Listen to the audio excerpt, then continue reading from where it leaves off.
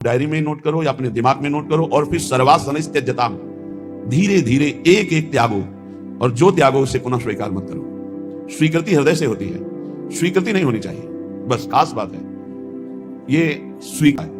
हम लोग पंडित को जाति पक्ष में ले लेते हैं। ये पंडित कौन बोले? पंडित जी, दुबे जी, तिवारी जी, मिश्रा जी, पंडित जी। भगवान पंडित किसे कह रहे हैं? कह रहे विद्या विनय संपन्ने ब्राह्मणे गविहस्तनी स्वनिचय सुपाके च पंडिता समदर्शिनः। पंडित कौन? बोले जो समदर्शी है, जो विद्या विनय संपन्न ब्राह्मण में, गाय में, कुत्ता में, चांडाल में, हाथी में एक ही परमात्मा को देखता है, वो समदर्शी है, वही पंडित है। पंडित कौन? झूठी वस्तुओं में लालच। झूठा क्या है और साच क्या है? साच क्या है? तो आ ब्रह्म स्तंभ पर्यंतम सर्वम मायामयम जगत सत्यम सत्यम पुनः सत्यम हरिर्नामैव केवलम। ब्रह्मा से लेके तिनके तक, तिनके से लेके ब्रह्मा तक अगर कोई आशा है वो झूठी आशा है। कुछ भी है वो सब झूठा है। सत्य क्या है? तो बोले सत्य सत्य पुनः सत्य, त्रिकाल सत्य, त्रिवाचा सत्य, केवल प्रभु का नाम सत्य है।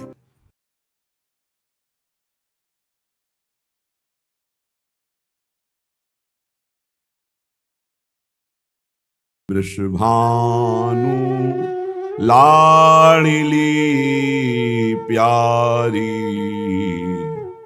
अब जिन विलंब लगाओ।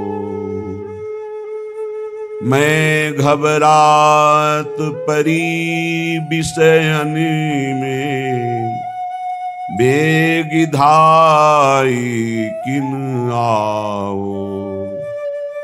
हे वृषभानु लाड़िली प्यारी, अब जिन विलंब लगाओ। हो त्रेताप तप्त अति व्यूहल, सो तुम सहज मिटाओ। कोमल कमल चरण अति शीतल, हिय धरि हृदय शिराओ। हे वृषभानु लाड़िली प्यारी, अब जिनु विलंब लगाओ। हे श्री लाडली जू, हे वृषभानु नंदिनी जू, हे प्यारी जू, अब देर मत करो। मेरा हृदय घबरा रहा है, पूरा जीवन आपके चरणों में समर्पित है, फिर भी मन विषयों की तरफ जा रहा है। हे लाडली जू, बेग धाई किन आओ, अब दौड़ करके आओ और मेरे मन को रोक दो। बहुत हो गया स्वामिनी जू, दैहिक दैविक भौतिक तापों से तपता हुआ, अनंत जन्मों में भटकता हुआ, आपकी कृपा से मानव देह मिला, आपकी कृपा से सीधाम वृंदावन आना हुआ, आपकी कृपा से कथन श्रवण का महायश का सौभाग्य मिला। अब स्वामिनी जू, ये विषयानल में दग्ध होना हृदय का कब बंद होगा? अब आप बेग दौड़ कर आओ, विलंब मत लगाओ। अपने श्री कर कमल को हमारे मस्तक पर रखकर, अपने चरण कमल को हमारे हृदय पर रखकर इस विषयानल को शांत कर दो। मेरा मन जो भोगों में जा रहा है, हे लाडली जू, मेरी बस नहीं है, आप अपनी कृपा से उसे रोक दो। रोकत चित रुकत नहीं प्यारी। प्यारी जू, ऐसा नहीं कि हम इसे छोड़ देते हो कि जो भावे सो करो, नहीं, इसे रोकने की चेष्टा करते हैं। पर रोकत चित रुकत नहीं प्यारी, विषय प्रवाह बहो ही जावे। रोकी रोकी हठ हारी, हे वृषभानु लाडली प्यारी। हे स्वामी, बार बार प्रयास करता हूं कि ये चित्त विषय से हटकर आप में लग जाए, पर ऐसा प्रवाह है भोगों की तरफ मन का, इंद्रियों का, कि रोकने पर भी नहीं रुकता। और ये प्रवाह अगर रुक सकता है, मुड़ सकता है, तो आपकी कृपा से आप रोक दीजिए। हो असमर्थ न कछु बनियावे, लगत नैन अंधियारी। हे वृषभानु लाडली प्यारी। प्यारी जू, प्रयास करता हूं पर सामने अंधकार दिखाई देता है, क्योंकि मैं असमर्थ हूं। अब मेरे से नहीं कुछ बन पाने वाला। अब जो होगा सोए, एक किशोरी कृपा तेजो कछ होए सो होए। अब तो एकमात्र आपकी कृपा का भरोसा है। लीजे खैची कृपालु कृपा करी, प्रेम पास गल डारी। भोरी की अलबेली स्वामिनी, सब विधि शरण तिहारी, सब विधि राखन हारी। हे वृषभानु लाडली प्यारी। प्यारी जो असमर्थ हूं, मेरी सामर्थ्य नहीं कि अब मन और इंद्रियों को मैं खींच करके आप में लगा दूं। अब ये कार्य आपको करना है। लीजे खींच कृपालु कृपा करी, इनको खींच लीजिए अपनी तरफ और छोड़िएगा नहीं। प्रेम रूपी पास में इनको बांध दीजिएगा। प्रेम पास गल डारी, भोरी की अलबेली स्वामिनी। सब विधि शरण तिहारी, सब विधि राखन हारी। हे वृषभानु लाडली प्यारी। हे लाडली, हे प्यारी, मैं आपकी सब विधि से शरण में हूं, आप ही मेरी रक्षा कर सकते हो। अन्यथा अब हमारे में सामर्थ्य नहीं रही कि हम अपनी इंद्रियों को, अपने मन को आपके चरणों में लगा सके। ये बार बार भोगों की तरफ जाते हैं। रोकत चित्त रुकत नहीं प्यारी। यद्यपि भोरी सखी की स्थिति बहुत ऊंची है प्रेम में, ये विनय अपने लोगों के लिए है। भोरी सखी तो रात दिन वैराग्य की चरम सीमा और अनुराग के रंग में रंगी हुई, हर समय प्रियाजू के प्रेम में पगी हुई यमुना के पावन पुलिन पर त्राहिमाम पुकारती रहती। उन्हीं से हंसना, उन्हीं के साथ खेलना, उन्हीं के साथ नृत्य करना, उन्हीं के लिए रोना उनका स्वभाव बन गया था। ये तो अपने लोगों के लिए विनय कर रही कि लाडली, हम जितने शरणागत हैं आपके, हम अपने मन बुद्धि चित्त हमको आपके चरणों में घसीट कर लगा पाए, ऐसी असमर्थता है, नहीं कर पाएंगे। आप अपनी कृपा को से खींच लीजिए और प्रेम पास में बांध दीजिए, जिससे पुनः कभी ये विषयों की तरफ ना जाने पाए। एक प्रेम ही है जो पूर्ण निर्विषय कर देता है, चाहे वो आत्म प्रेम हो या भगवत चरणारविंद का प्रेम हो। श्रीपाद प्रबोधानंद जी महाराज बहुत सुंदर सिद्धांत का श्लोक कह रहे हैं। यदि ये गुरु कृपा से समझ में आ जाए तो बहुत जल्दी अध्यात्म की स्थिति जागृत हो जाए। अध्यात्म का स्वरूप क्या है? जैसे रोज हम अध्यात्म शब्द का प्रयोग करते हैं, तो अध्यात्म किसे कहते हैं? प्रभु के सिवा और कुछ स्मृति में न रह जाना, इसे भक्ति संबंधी अध्यात्म कहते हैं। और ब्रह्म के सिवा कुछ नहीं है और वही ब्रह्म यहां है, ऐसा अनुभव न किसी से राग, न द्वेष, न कोई द्वंद्व। ऐसे महापुरुष को अध्यात्म स्थित कहा जाता है। वो ज्ञानी, ज्ञान मार्ग का अध्यात्म का है। और मेरा कुछ नहीं, जो कुछ मेरे पास है वो सब समाज सेवा के लिए है। और भगवत भाव से जो सेवा परायण है उसे कर्मयोगी कहते हैं। कर्मयोग, भक्ति योग और सांख्य योग अर्थात ज्ञान योग, ये तीनों अध्यात्म के अंतर्गत हैं। अध्यात्म का तात्पर्य है मैंपन, मेरापन, ये केवल स्वरूप में स्थित हो जाना। मैंपन, मेरापन श्री भगवान में स्थित हो जाना। मैंपन, मेरापन समस्त जगत के हित में स्थित हो जाना।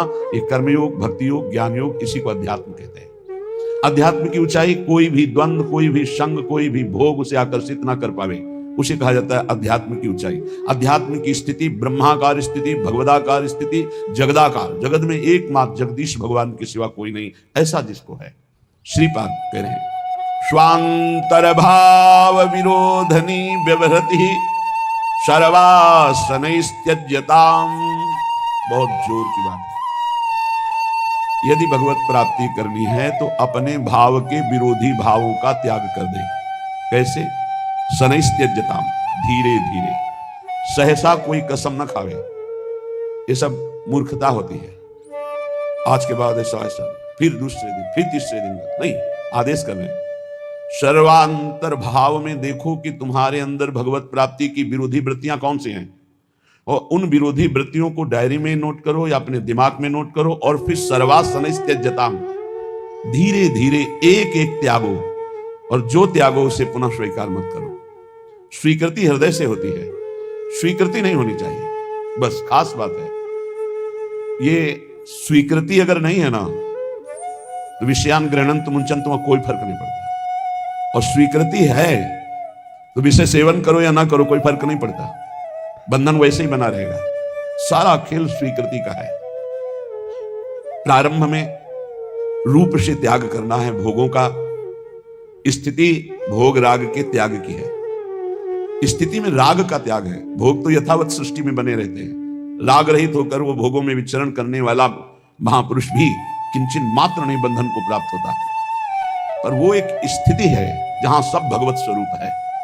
प्रारंभ में स्वांतर भाव विरोधिनी, जो अंतर में भाव, जैसे हमारा अंतर भाव है सहचरी भाव, हम वृंदावन नित्य विहार रस के उपासकों का प्रिया जो हमारी प्रिय स्वामिनी प्रिय सखी, हम उनकी सखी, हम उनकी नित्य दासी।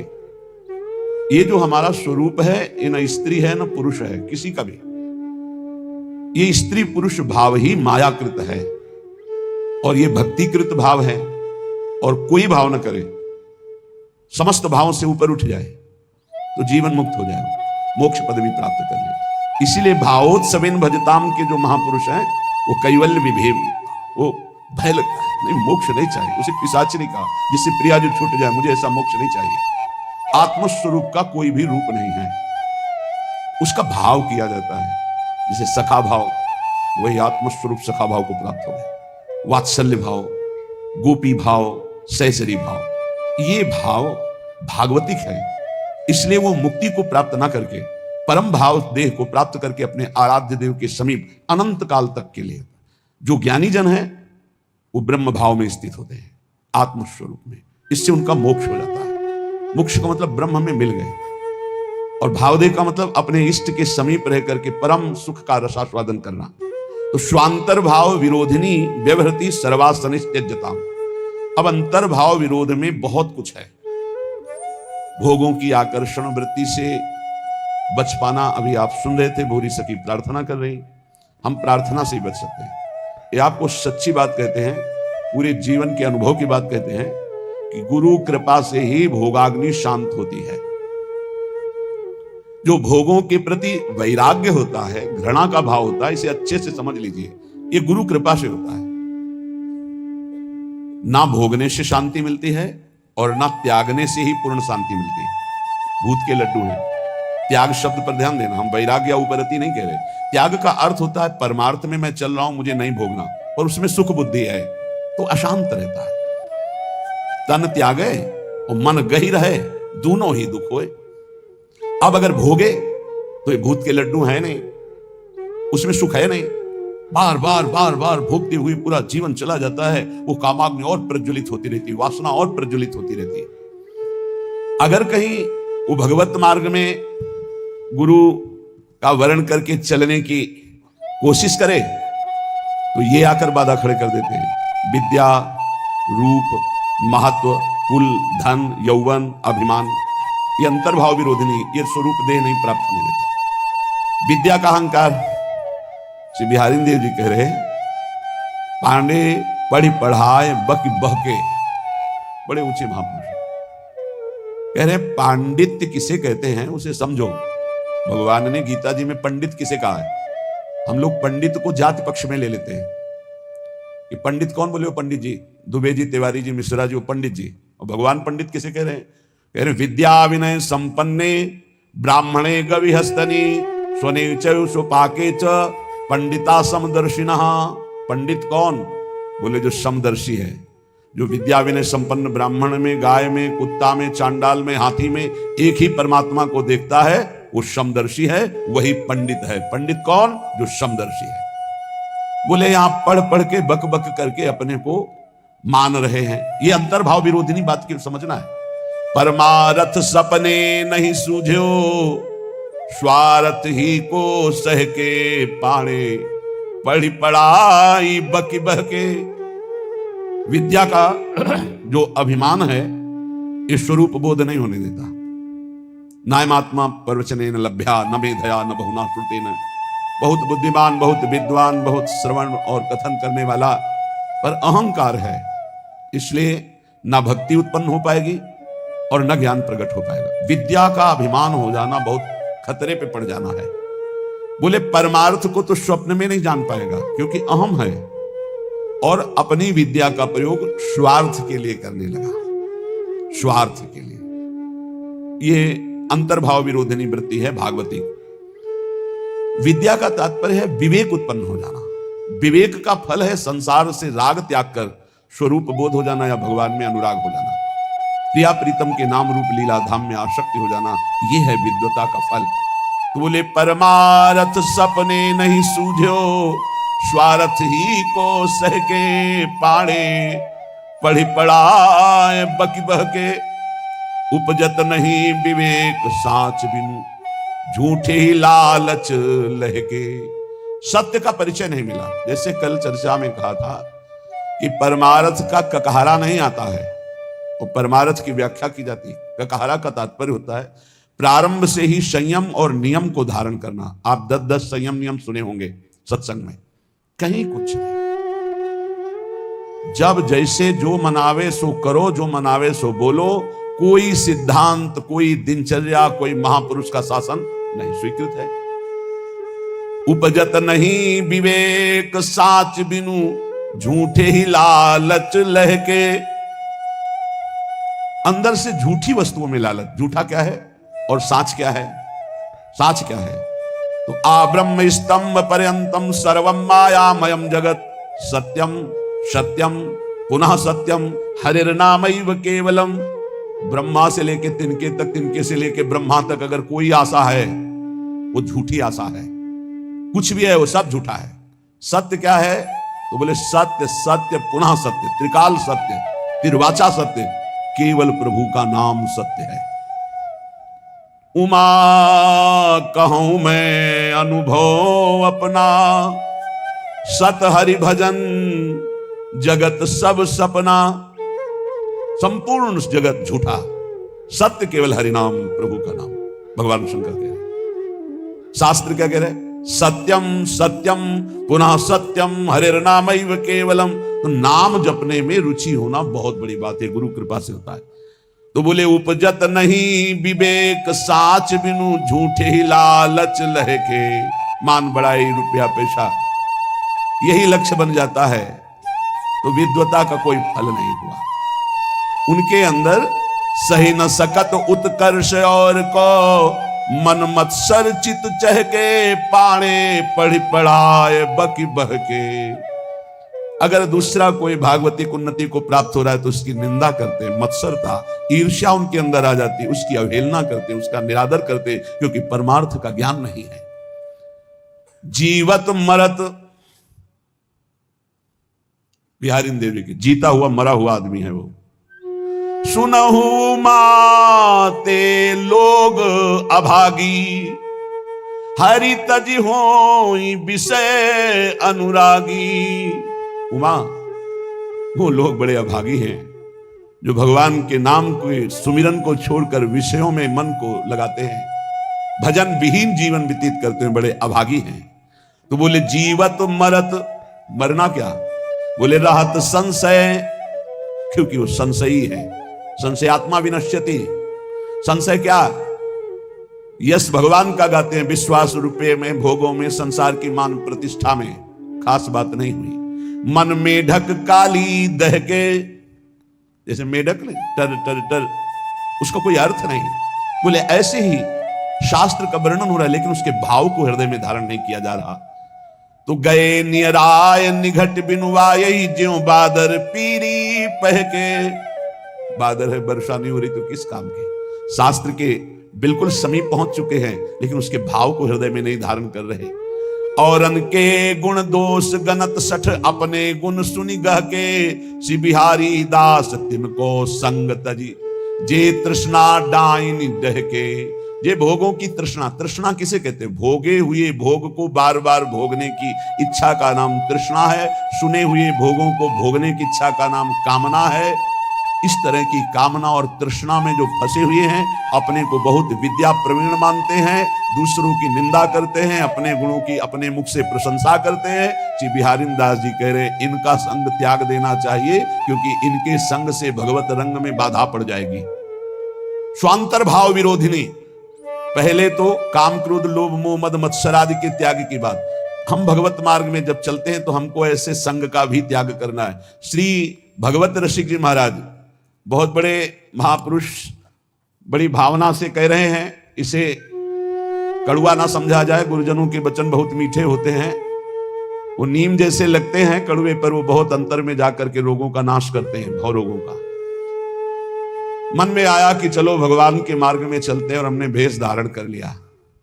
तो बोले वेशधारी हरि के उरसाले, भगवान के हृदय में दुख पैदा करने वाला कार्य करते हैं।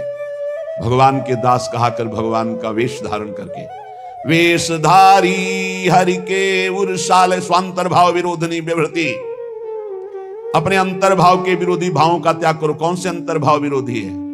तो अभी सुना कि विद्या बहुत है, बहुत शास्त्रों का ज्ञान है, लेकिन एक भी बात शास्त्र की अपने जीवन में नहीं उतारी। दूसरों की निंदा करते हो, अपने गुणों का वर्णन अपने मुख से करते हो, संसारिक लाभ, रुपया पैसा, सम्मान चाहते हो। बोले ऐसे लोगों का संग त्याग देना चाहिए भगवत प्रेम प्राप्ति के लिए। अब दूसरी बात, वेशधारी हरि के उरसाले, वेश भागवतिक है और भगवान को दुख पहुंचाते हैं। जो वेश बना करके लोभी, दंभी, कपटी नट से शिष्णोदर को पाले, ये वेशधारी हरि के उरसाले। लोभी, रुपये का लोभ है। दंभी, पाखंड नाटकबाजी दिखाकर लोगों को ठगने का भाव है। और कपटी, बड़े कपट हैं, अंदर से और कुछ, बाहर से और कुछ। और नट जैसे विविध प्रकार की कलाएं दिखाकर लोगों को आकर्षित करके धन लेता है। ऐसे जो हैं वेश धारण की हुई हैं, पर दंभ करते हैं, लोभ करते हैं, कपट करते हैं, पाखंड करते हैं, नट सा नाटक दिखाकर लोगों को आकर्षित करते हैं। शिष्णोदर को पालें, शिष्ण कहते हैं जनेंद्री को, उदर संबंधी रसेंद्री। बोले जो जिह्वा और काम भोग के गुलाम हैं, वो भगवान को बहुत दुख देते हैं, क्योंकि भगवत पार्षद वेश धारण करके वो ऐसा करते हैं। गुरु भयो घर घर में डोले, नाम धनी को बेचे, परमारथ सपने नहीं जाने, पैसन ही को खींचे। देखो, सिद्ध पुरुष भगवत मार्ग के सिंह हैं। इनकी दहाड़ से काम, क्रोध, लोभ, मोह, मद का पोषण करने वाले हृदयों में भय पैदा हो जाएगा। नहीं संभल पाएंगे तो द्वेष पैदा हो जाएगा। ये महापुरुषों की वाणी है। ये तभी सुनाई जा सकती है जब हृदय में ये धारण की जाए, तभी सुनी जा सकती है जब हृदय में धारण करने की लालसा है। अन्यथा न सुनाई जा सकती है और न सुनी जा सकती है। तो बोले गुरु भयो घर घर में डोले, नाम धनी को बेचे। घर घर जाकर दीक्षा दे रहे हैं, किस लिए? जगत मंगल के लिए नहीं कि चलो अगर 10-20 बार भी नाम जप करेगा इसका मंगल हो जाएगा। ये गुरुजनों का भाव होता है। निरंतर भजन तो कोई बिरला ही, जिसके ऊपर अपार हरि की कृपा है, वही परम सुकृतवान, परम पवित्र अंतःकरण वाला निरंतर भजन का अभ्यास। अगर कुछ भी भजन करता है भाव कुभाव अनखा लसो, तो नाम जपत मंगल दिसि दसो। इसलिए ले भैया कंठी बांध, 10-20 बार भी नाम जप करेगा तो तेरा मंगल हो जाएगा मेरे हरि का नाम। ऐसा भाव अलग चीज है, ध्यान रखना। गुरु भयो घर घर में डोले, नाम धनी का बेचे, परमार्थ सपने नहीं जाने, पैसन ही को खींचे। परमार्थ का स्वप्न में भी ज्ञान नहीं, केवल पैसा कमाने के लिए गुरु मंत्र देना, कंठी बांधना। बोले ऐसे ये वेशधारी हरि के उरसाले, ऐसे वेशधारी भगवान को दुख देते हैं। ऐसे लोग कबहू का वक्ता हुए बन बैठे, कथा भागवत गावे, अर्थ अनर्थ कछु नहीं भासे, पैसन ही को धावे। कथा करने वालों को जानते हो क्या कहा गया है? भूरिदा जना तव कथामृतम तप्त जीवनम, कवि भीरीडितम कल्मषापहम, श्रवण मंगलम श्री मुदादितम। परम मंगल करने वाले ये बड़े दानी हैं जो भगवान की चर्चा सुनाते हैं समाज को। कोटिशाह इनके चरणों में प्रणाम है, जो निष्काम भाव सबके हृदयों में भगवान का कृपा प्रसाद उदय हो, श्रवणेंद्री के द्वारा हमारे भगवान की चर्चा सुने और मोहमल पाप का नाश करके भगवत प्राप्ति के मार्ग में अग्रसर हो। इस भाव से जो भगवान की कथा सुनाते, भूरिदा जना, वो बहुत बड़े दानी हैं। भगवत चर्चा सुनाने वाला बहुत बड़ा दानी है और उसे हम भगवान से भी अधिक सम्मान करते, क्योंकि वो मेरे प्यारे लाडले प्रीतम की चर्चा सुनाता है। जो प्रीतम की चर्चा सुनाता है, प्रीतम का अद्भुत नाम रूप लीला धाम का सुख प्रदान करता है, वो प्रीतम से भी बढ़कर हमें प्यारा है। एक तो ये, दूसरा ये कि अर्थ अनर्थ कछु नहीं जाने, उनको पता ही नहीं है कि इस श्लोक का वास्तविक अर्थ क्या है, खुद पता नहीं। कभी कभी ऐसे लोग वक्ता होकर के बन बैठते हैं, भगवान की कथा का अर्थ का अनर्थ करते रहते हैं। इनको अर्थ अनर्थ से कोई मतलब नहीं, पैसा नहीं को धामे। बात ध्यान रखना। एक है भगवत कथा करने वाले भूरिदा जना, जो जगत मंगल करने के लिए भगवान की चर्चा करते हैं। हम भगवान की चर्चा कर रहे हैं भगवान की प्रसन्नता के लिए, जगत मंगल के लिए, तो वो कैसे हैं? बोले भूरिदा जना। हमारा मार्ग प्रशस्त हो रहा है अध्यात्म का, परमार्थ का। और परमार्थ का जब मार्ग प्रशस्त हो रहा है तो स्वार्थ की पूर्ति तो जगन्यंता भगवान कह रहे हैं, योगक्षेमम भाम्यम, अपने आप पूर्ण करते हैं। हमें उसकी चाह करने की जरूरत नहीं।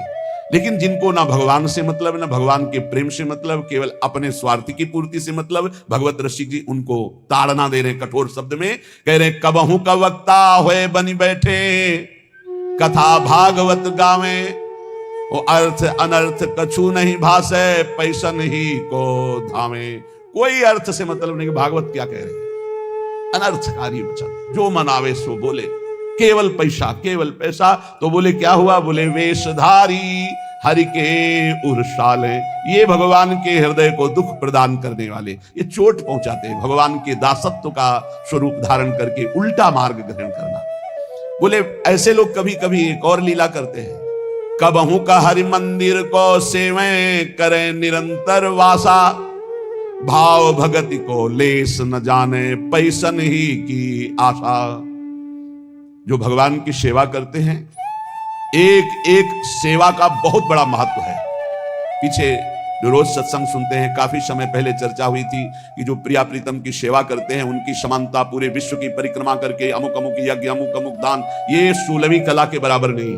जो भगवत सेवा करते हैं उनकी समानता नहीं कर सकता कोई, दान पुण्य तपस्या उसकी बराबरी नहीं कर सकता। जो प्रभु को चमन कर रहे हैं, प्रभु को व्यजन कर रहे हैं, प्रभु को स्नान करा रहे हैं, प्रभु को एक एक फूल का श्रृंगार कर रहे हैं, धन्य है उनका जीवन जो भगवान की सेवा में। इसी सेवा पद्धति के बल से अम्बरीश जी ने वो पदवी हासिल की थी कि भगवान के दरबार में अम्बरीश जी की चर्चा हो रही थी कि इस समय मृत्यु लोक में सर्वश्रेष्ठ महापुरुष अम्बरीश जी महाभागवत, क्योंकि वो अपने हाथ से मार्जन करते थे, पोछा लगाते थे, सोहनी लगाते थे, चक्रवर्ती सम्राट होते। भगवत सेवा कोई साधारण बात नहीं। यहां क्या कह रहे हैं? कबहू का हरि मंदिर को सेवे, कभी भगवान के मंदिर में वास करते हैं, भगवान का श्रृंगार करते हैं और भाव रखते हैं कि लोग आएंगे, पैसा का ही लक्ष्य। कबहू का हरि मंदिर को सेवे करें निरंतर वासा, भाव भगति को लेस न जाने, पैसन ही की आशा, वेशधारी हरि के उर्साले। ऐसे वेशधारी भगवान के हृदय को चोट पहुंचाते हैं। आगे कह रहे नाचें गावें चित्र बनावें, करे काव्य चटकीली, साच बिना हरि हाथ न आवे, सब रहनी है ढीली। भगवत ऋषि जी कह रहे कभी कभी समाज में वो नाचते हैं, बड़े गान करते हैं, बड़े भाव भंगियां प्रकट करते हैं, काव्य करे चटकीली, बड़े ही मनमोहक गीत गाते हैं। तो बोले साच बिना हरि हाथ न आवे, सब रहनी है ढीली। यदि यही नाचना गाना हरि के लिए हो जाए तो आपने कई बार चर्चा सुना है, प्रभु के सामने नाचने का मतलब है माया का नाचना बंद हो गया, अब तुम भगवत प्राप्त हो जाओगे। प्रभु के आगे गाने का मतलब प्रभु के आगे सुंदर भाव भंगियां प्रकट करके नाचना गाना रोना, यह सब भगवत प्राप्ति का हेतु है। लेकिन यही अगर जगत रिझाने का हो गया तो बोले साच बिना हरि हाथ न आवे, सब रहनी है ढीली। रहनी ढीली है, किसी महापुरुष के शासन में नहीं रहे, इसलिए कच्चाई सच्चाई से बहुत दूर हो गई है। सेवक जी भी महाराज कह रहे हैं नाचत यति रसाल, ताल न शोभित प्रीति बिनु, जन बींधे जंजाल, श्री हरिवंश कृपा बिना। बहुत सुंदर नाच रहे हैं, लेकिन वो हरि के लिए नहीं, जगत रिझाने के लिए नाच रहे। तो ऐसा लगता है जैसे जाल में कोई बिंद गया और वो हटाना चाहता है जाल, उससे हरि नहीं प्रसन्न होते। नाचत अति रसाल ताल न शोभित प्रीति बिनु। और प्रेम में भरकर जो प्रभु के सामने नृत्य करते हैं तो प्रभु अपने आप को न्यौछावर कर देते हैं। एक से एक महाभागवत प्रभु के आगे नृत्य किए। पर ये नाचना हरि के लिए और ये नाचना जगत के लिए, जगत को दिखाने के लिए, जगत को रिझाने के लिए। नाचें गावें चित्र बनावें करे काव्य चटकीली, साच बिना हरि हाथ न आवे सब रहनी है ढीली। इसलिए बिन विवेक वैराग्य भक्ति बिनु सत्य नए को मानो, भगवत विमुख कपट चतुराई सो पाखंड नहीं जानो। यदि विवेक नहीं, वैराग्य नहीं, भक्ति नहीं तो सब पाखंड है, नाटक है। स्वांतर्भाव विरोधिनी। एक तो काम क्रोध लोभ मोह मद मत्सर, और दूसरे ये जब हम परमार्थ में चलते हैं तो ये दंभ पाखंड बनावटीपना ये हमें अंतर्भाव से विमुख कर देता है। ये बहिर्मुख करके भगवत